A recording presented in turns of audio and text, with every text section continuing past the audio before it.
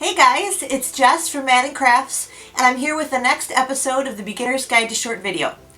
This is a YouTube series that my friend Angie from the Country Chic Cottage and I have put together to be a sort of companion piece to an ebook that we wrote a couple of months ago. If you haven't already read the book, I'll put the link in the description below so you can get your hands on a copy. We have been taking a couple of weeks to discuss the topics that we covered in the book in a bit more detail and by giving you some visual aids. Last week we talked about how to use your smartphone and computer software to time-lapse your videos to make them shorter and more social media friendly. This week Angie is going to be talking about how to use iMovie, and I will be discussing the pros and cons of Windows Movie Maker versus Adobe Premiere. First, I'll give you a little bit of background. All of the videos that were published on my YouTube channel in 2015 were edited using MovieMaker. I recently upgraded to Adobe Premiere Elements 14, and all of my videos from here on out will probably be edited using that software. So I have a little bit of experience with both programs. I'm not an expert by any sense of the word, but I wanted to share my thoughts on what some of the pros and cons are for each of these computer software. As for MovieMaker, the most obvious pro for MovieMaker is that it's free. In fact, you may already have it on your computer if you run Windows. If you do a little searching on your hard drive, it may already be installed on your computer and you can start using it right away. It also has a very small learning curve. You can probably start working with MovieMaker and have a decent video ready to go in a day or two. There are not a ton of features. There's not a lot that you need to really spend time watching tutorials or playing around with. So it's really easy to jump in and get started right away. MovieMaker also doesn't take up very much space on your hard drive, which is a really nice bonus if you're already gummed up with tons of photos and videos on your computer. Like I said, it already might be installed on your computer. You just have to look for it. MovieMaker will cover all of your most basic editing needs. I'm editing this segment of this video using MovieMaker, and so you can see that I can edit and chop out segments of footage that I don't need. I can time-lapse a video if I need to, just like I showed you in last week's episode. I can do slow motion if I want to. I can add narration to a video clip, or I can add music like this underneath the video.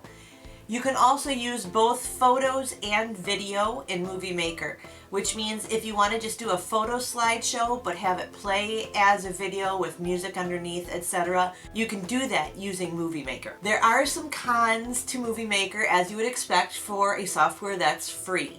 It really can only do those basic functions. It can do everything that you need it to, but not much beyond that. And you know, you're getting what you pay for. It's free software, you're paying nothing. You have very limited options for transitions and animations. You can do your standard fade to black transition, but beyond that, you're going to be stuck with some pretty cheesy transitions like this one. Yeah, it's not great. And for animations, you're basically stuck with captions like this. Yeah, it's pretty dated looking. One final con is that if you are going to work with photos in MovieMaker, you have to crop them to the proper aspect ratio before you import them into MovieMaker. So instead of just using a standard photo size, you have to crop it to the 16:9 ratio, otherwise you're going to end up with letterboxing. Which isn't a huge deal, but it's one more step in the pre-editing process, and you have to decide whether that's too big of a pain for you or not. Now let's talk about Adobe Premiere a little bit. You have so many more options for customization, which means you have a lot more control over the final product of your video. One of the features of Elements that I really like is the pan and zoom capability. In Windows Movie Maker, you can sort of get the video to pan from one side to the other or to zoom into the center, but they're all presets, so you're kind of at the mercy of whatever Movie Maker says you can do. In Elements, you can control every aspect of that. So, for example, I can start out with this wide shot, and then I can zoom in towards my face, and then I can zoom up, and I can zoom back down, and then I can pan back out again. And I can do that all within one clip because the pan and zoom edit tool gives me that ability. That's not something you can do in MovieMaker, that's only in Adobe. In Premiere, you can also layer audio and video. In MovieMaker, you have a video track, an audio track, and a narration track, and that's about it. In Premiere, you can layer audio, so you can have both your video running, you can have music in the background, and then you can also have sound effects on top of music, which is kind of a fun option that you have using Premiere. You can also layer video. So let's say that I am doing this video right now and I want to fade into a graphic while I'm still talking. You can have that narration going underneath the graphic and fade back into the video seamlessly. That's another thing you're not able to do in MovieMaker, but you are able to do in Adobe Premiere Elements. Adobe also offers some downloadable title sequences which are animated. They're not necessary for a great video. I think you can come up with a still graphic that works just as well for YouTube, but it does kind of add a professional touch, especially to maybe like your YouTube trailer. If you want to make that look a little bit, you want to up your game a little bit for your YouTube trailer, those are really cool additions to your video. Another nice bonus with Adobe Premiere is that you don't have to worry about pre-cropping your photos to fit the 16:9 aspect ratio. You can do that cropping and even some editing within the Adobe dashboard. And then my final big pro for Adobe Premiere is that you have a lot of options for customizing the video within their dashboard. In MovieMaker, if your video was exposed improperly, you could kind of adjust it with the brightness setting, but it was going to look pretty unbalanced and unnatural. In Adobe, you can fix lighting, you can fix contrast, you can change the color, and then they even have some cool presets like sepia tone or black and white. They're just kind of fun things to play around with. I don't think you necessarily need any of them to create a good YouTube video, but they are helpful if you get your entire video filmed and realize, oh, that was way underlit, or the temperature of my lighting was way too yellow. Can I adjust that? In MovieMaker, you are out of luck. In Adobe, you can adjust that within their software. Now, obviously, all of those pros, all of those benefits are going to come at a cost, and that's where the cons come in. You're going to have to pay for Adobe Premiere. It's not free software. You can try it for free for 30 days, but beyond that, you're going to have to either buy the disk software to install on your computer, or you can download a version. And the third option is that you can sign up for Adobe Creative Cloud, and then you can have access to things like Photoshop, Lightroom, and After Effects, and Premiere. But then you're going to be paying a monthly fee for that service. So you kind of have to decide whether all of those pros are worth that cost for your business.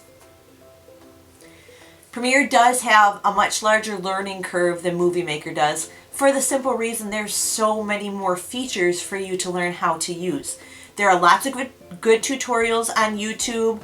Adobe has some tutorials on their website, but it's going to take you a little while to learn how to adjust all of the many features that you get with Premiere versus MovieMaker. So I don't think you can jump in and start using Premiere and bust out an edited video all in one day. I think you have to be prepared to do a little bit of learning and research before you can get some videos edited. The last con for me is kind of a big one because I work on a pretty old laptop. You're going to need to have at least 5 gigs available on your hard drive to run Adobe Premiere. Probably more like 10, especially if you're going to download any of their additional features like those animated titles. I, on my laptop, could run MovieMaker and be multitasking social media all while I was editing my videos. When I'm using Adobe Premiere Elements, I have to have that running and nothing else, or it gums my computer all up and freezes and it doesn't work at all. So that's something to consider if you are already kind of strapped for storage space on your hard drive. So now you're asking me, Jess, which software should I choose for my video editing? And I guess that kind of depends on what your goals are. If you are just dipping your toe into producing videos for social media, if you don't have a very big budget, if you don't know if you're going to stick with video, MovieMaker is a perfectly fine software and will get what you need to get done. It will give you those very basic editing tools, and you can make good, maybe even great videos with MovieMaker. However, if you are really determined to get into video, or you already have Elements because you have a Creative Cloud subscription, I would suggest moving towards Adobe Premiere Elements. It just really is a better editing software if you are planning on sticking with video for a while, because it is going to cost you some extra money. So you kind of have to weigh how much you really want to get into video against how much you're willing to spend. I am really happy with Adobe Elements. I am still learning how to use it. There's a lot of features that I am not a master at by any sense of the word. But that's probably what I'm going to be using moving forward. But like I said, I did a whole year's worth of movie editing using Windows Movie Maker. So it's really up to you. I hope this helped give you some information about these two photo editing software. There are dozens and dozens of other programs available, some for PC, some for Mac. Angie is going to be talking on her YouTube channel about video editing on your smartphone and what apps are great for that. So make sure that you follow along with this series. Subscribe to my channel if you haven't already. Subscribe to Angie's channel. I'll link to that in the description below so you can get her videos in this series as well. And as always, give this video a thumbs up if you learned something new. Visit me on my blog, maddencrafts.com, and thanks for watching. Bye!